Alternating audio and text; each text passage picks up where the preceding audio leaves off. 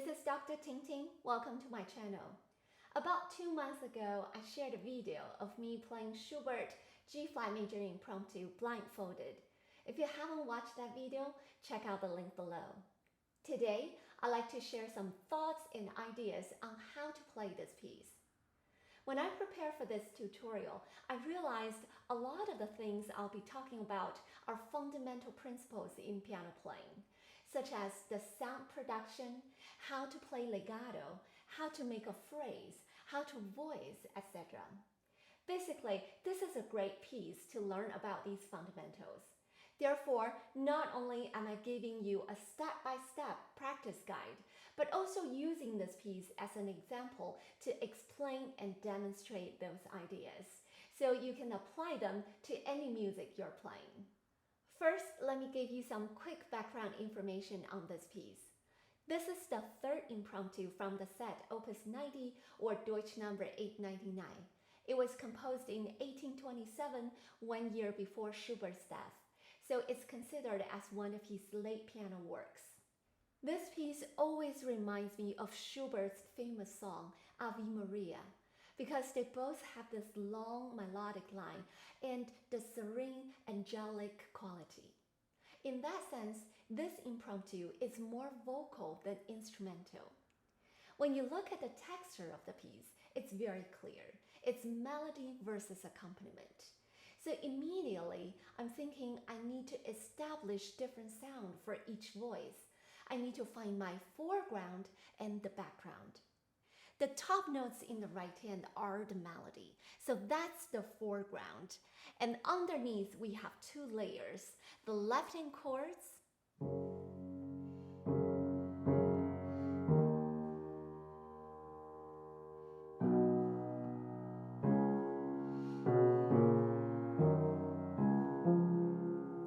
and then in the middle, we have the eighth note broken chords played by right hand.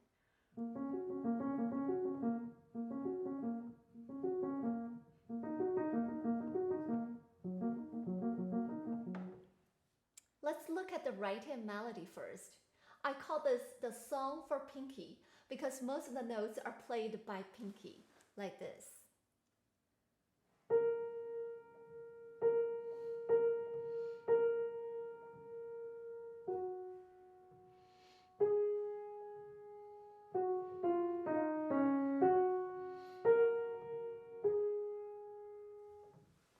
Then we have a problem here. How can you connect those notes with the same finger and make them sing? I guess the quick answer is use pedal. Well, pedal can add resonance to each note, but it alone cannot do legato for you. As many of you know, on piano, once the hammer hits the string, the sound starts to decay.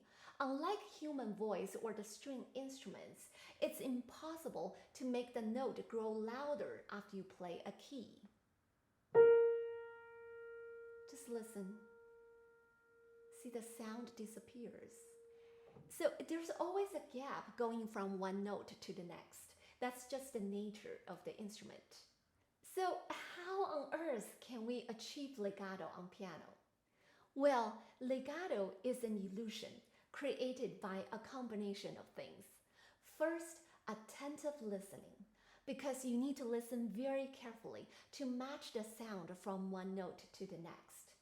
Secondly, a well-controlled touch so that you don't make random accents on any note. Then combine those with the pedal. What pedal does essentially is to prolong the decay and give us extra time to fill the gap. Now, let's practice legato in right hand. My first suggestion is, let's sing the melody out loud. Like this.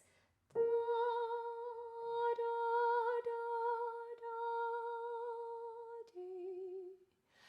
Da, dee, da, dee, da, da.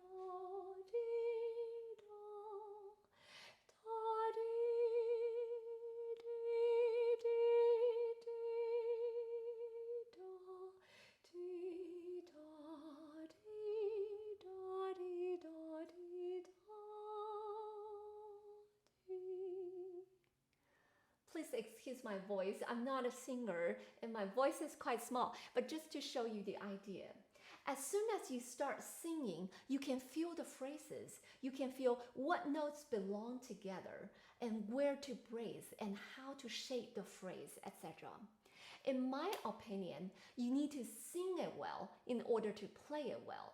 Because when you sing, your voice fluctuates. It rises and falls in tone and volume.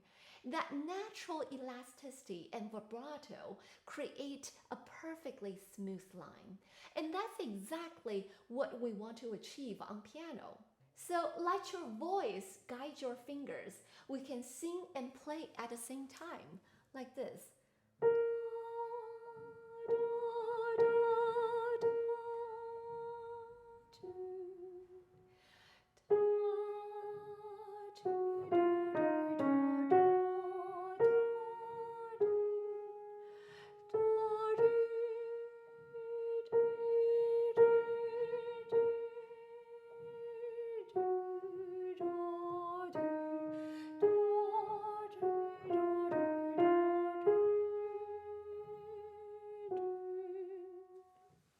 Of course, there are things that our voice can do, such as crescendo on a note or gliding from one note to the next, like da, dee. But we can't quite do that with our fingers on piano. So this is where we need our imagination to fill the gap. For example, when I play the leaves, like da, dee, da, in my ear, I feel the sound is still traveling in the air. It doesn't stop. Da, dee, da, or dee, da, dee, da, dee, da, da, dee. My second suggestion is to work on phrasing. In addition to connecting the notes, you also need to shape the phrase, find the peak, and add colors and expressions. For instance, let me play the first phrase. If I just do it by right hand alone, I probably will go to the 4th B flat, make that note a little bit louder.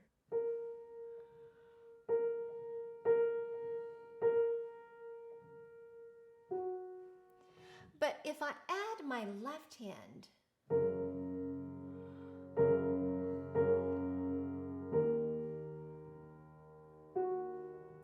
I notice there's a chord progression of 1 to 6.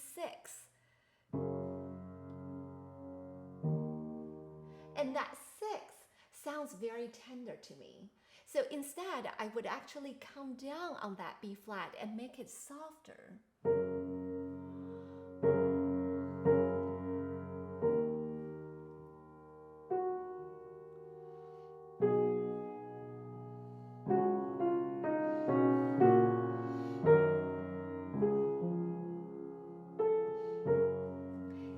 Why I recommend practicing the alto voices together, the top and the bottom.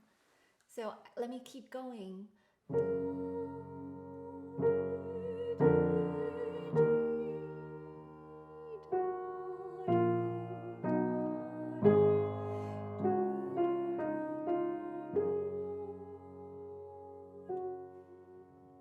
And starting from measure 9, let's get a little bit louder as the notes are rising up. And then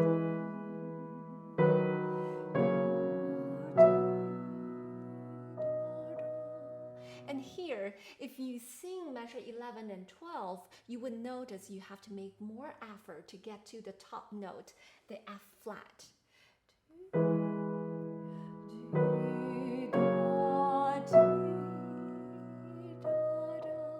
This is why I take a little bit time to get there.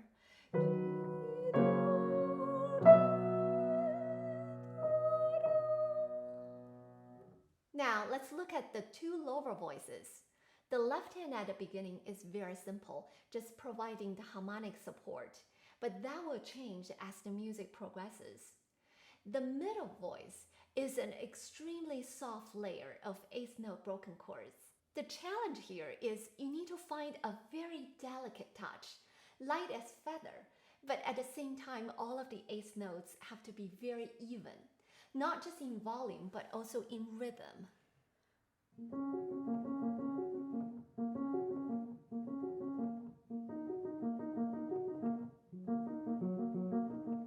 See, sometimes even if I play all of the notes equally soft, but if some notes are moving slightly faster or slower than others, it will still sound uneven. See, if some notes are a little slower,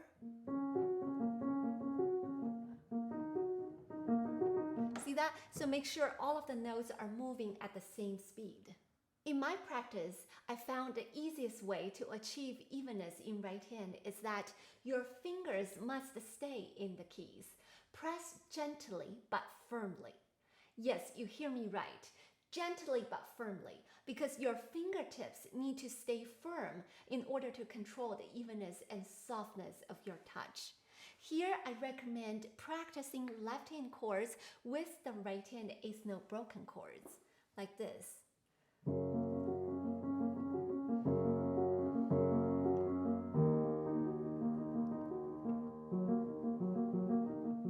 Try to find the right sound for each voice.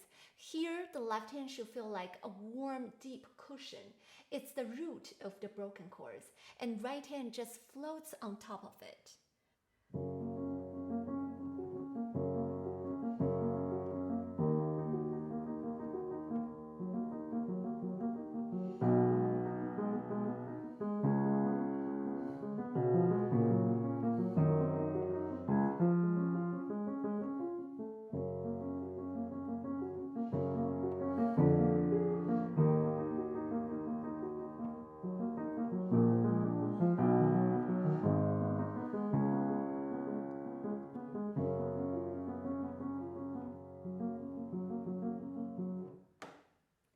Next step, let's work on the most challenging part of all, right hand playing both the melody on top and the eighth note broken chords.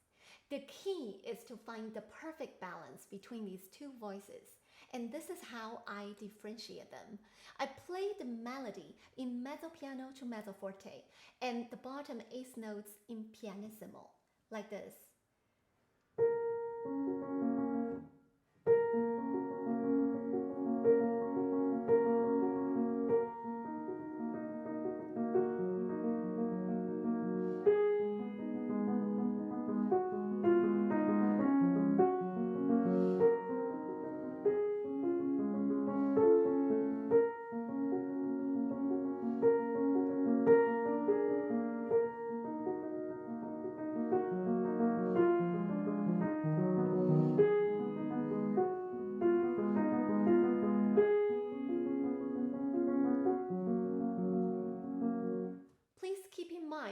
All dynamics are relative.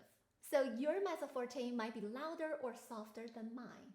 But the point is, you should have a dynamic ratio in mind when trying to bring out one voice over the other.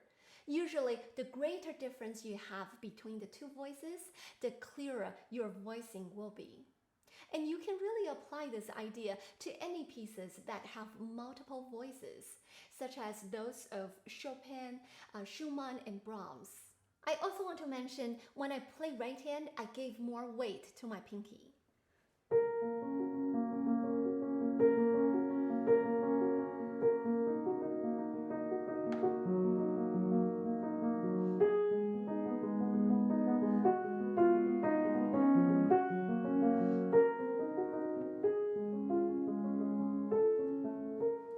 Did you notice my fingers are kind of flat? Because this will give you that warm and cushioned sound. You can also use your arm to soften the touch so that there's no poking sound. By the way, I wish someday when the technology is advanced enough, a digital scale or some kind of device can be installed under the keypad. So when a pianist plays, it can detect and record how much weight was put on each key. I think that would be really interesting to analyze. Another tip I have for you is to let go of your pinky a little sooner. Don't hold it all the way.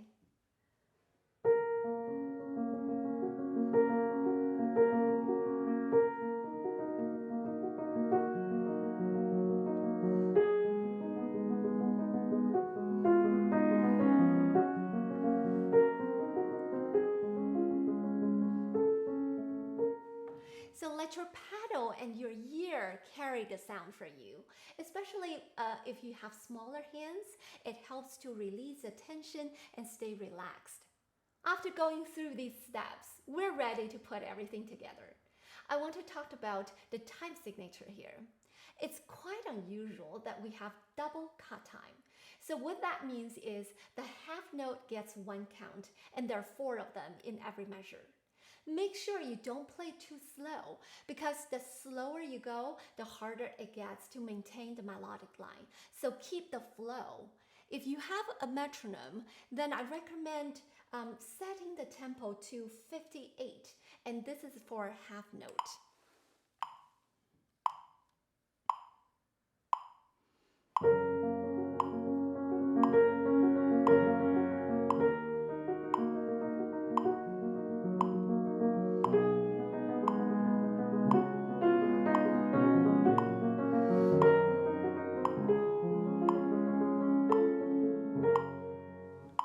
So use this tempo mark as a reference, but don't feel obligated to stay on every single beat because you do need to play with rubato.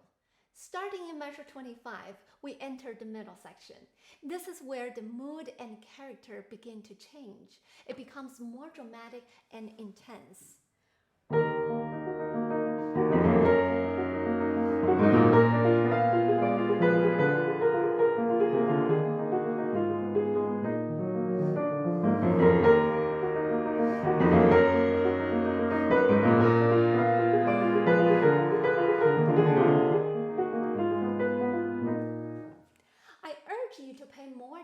To left hand here.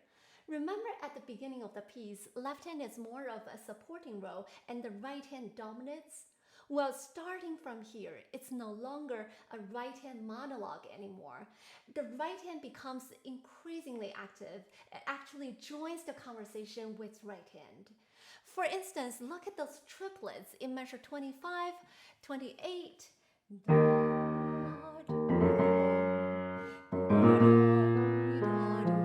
and then later in measure forte.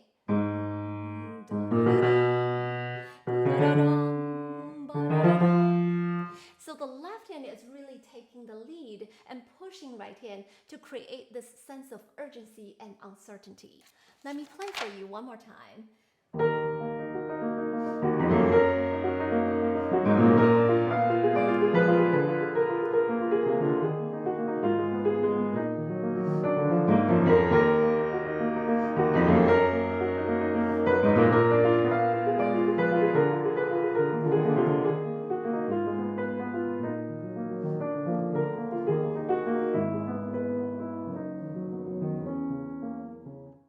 Of course, no tutorial on Schubert will be complete if we don't talk about modulations, right?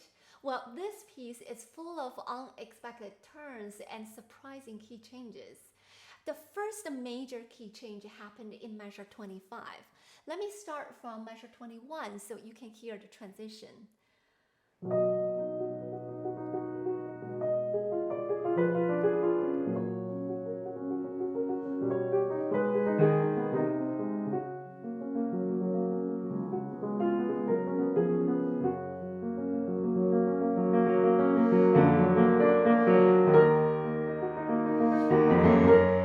Now watch out for this left-hand chord in measure 24. This is a secondary dominant chord, which leads us to the E flat minor. It's the relative minor key of G flat major. This key change signals a more turbulent section ahead. So mark this place and mentally be prepared. And I will keep going from here.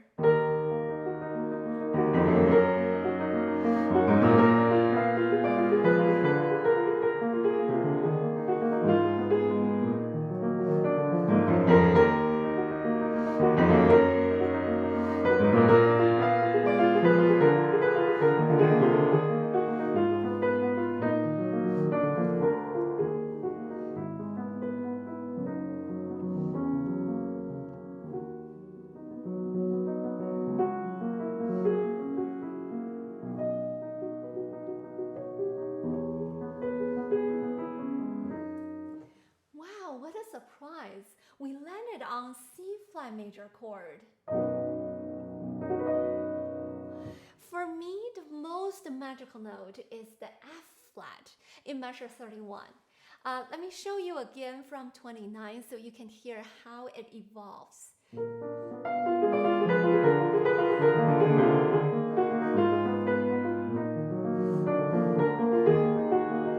Right here.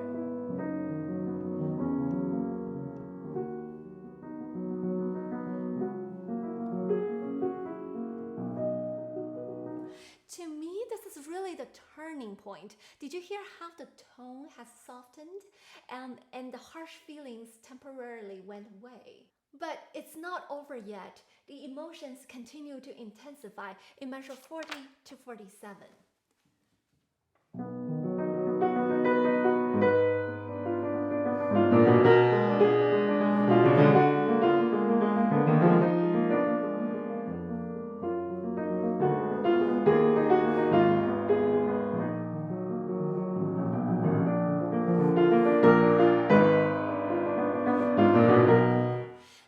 Direction of the phrases here. While left hand is pushing up, right hand is pressing down.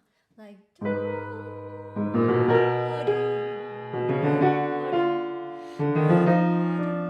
this contra motion is really remarkable. It sounds like a plea. Someone is pleading for help or forgiveness.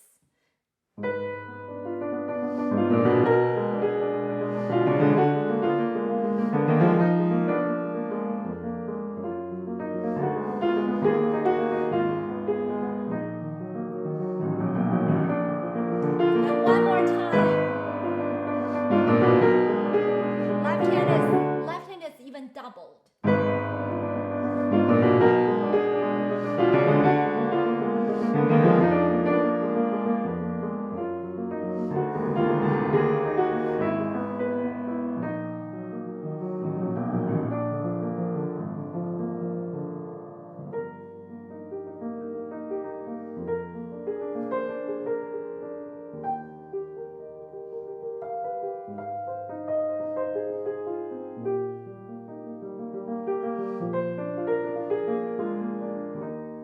So following this stormy passage, the mood has finally come down in measure 48 and 49. And for me, this is the most heavenly and angelic moment in the entire piece. So what happened here is we finally get out of the dark mode and resolved in E flat major. It feels like we left all the struggles behind and find our inner peace again.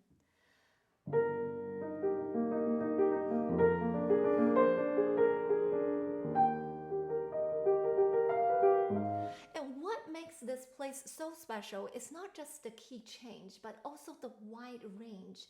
Did you notice how far we traveled? So in left hand, we have this bass G. This is the lowest G on piano.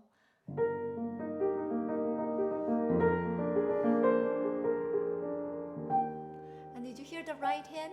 So within 2 measures, the range has expanded to 4 octaves. This open space brings a lot of comfort. In fact, it reminds me of the second movement in Beethoven's last piano sonata, which also has a lot of big ranges between the 2 hands. I'm going to continue from here.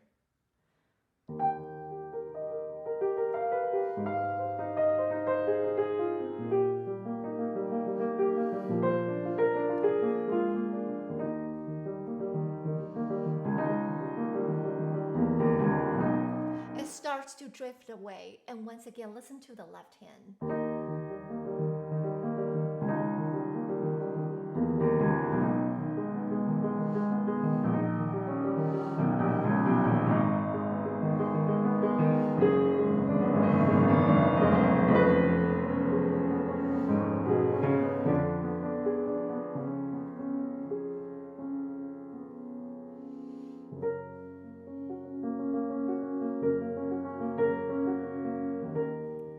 The main theme comes back. I want to point out another special element in the piece, the trills. Throughout the piece, we have 7 trills, and all of them are in the bass. Like this one in measure 53. Or these trills are significant. Just like the ones in Schubert's Last Piano Sonata, they are a sign of trembling or murmuring. Where else do we hear a lot of trills? In Beethoven's late piano sonatas. It's no secret that Schubert had great respect for Beethoven. That's why I think for both of them, the trill must represent a special emotional expression. Finally, we have a very colorful coda section, which starts in measure 74. Similar to measure 51 to 54, we have a prolonged bass line in left hand, so try to bring it out.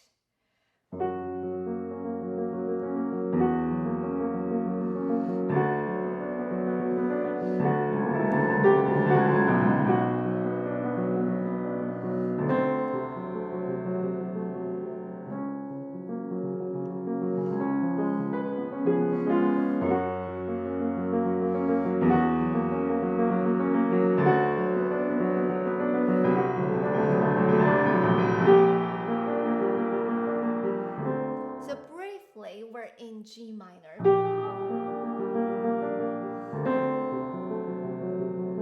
And then going back to G flat.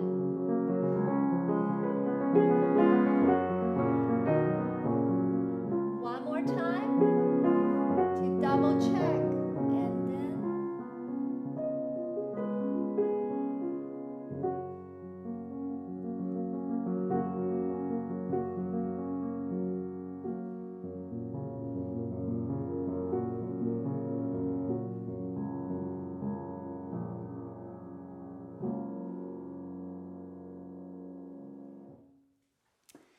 Mr. Horowitz had a marvelous recording on this piece. When I listened to him, I noticed he had some asynchronous movement between his two hands, meaning he would play his left hand slightly before or after the right hand, something like this.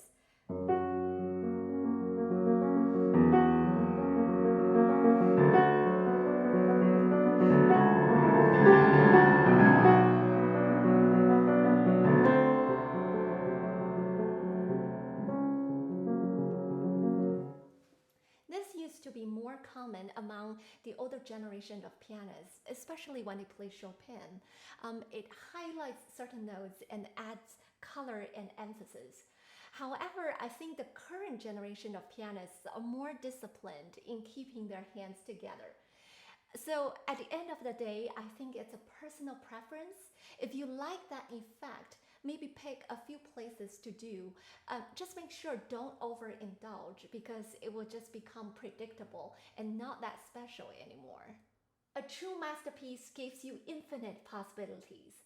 That's why I believe there are many ways to interpret the phrasing, voicing, and timing in this piece. I hope my tutorial helped you get a deeper understanding of the piece, which leads to a more satisfying performance. Thank you for your time and attention. I'll see you in the next video. Take care. Bye-bye.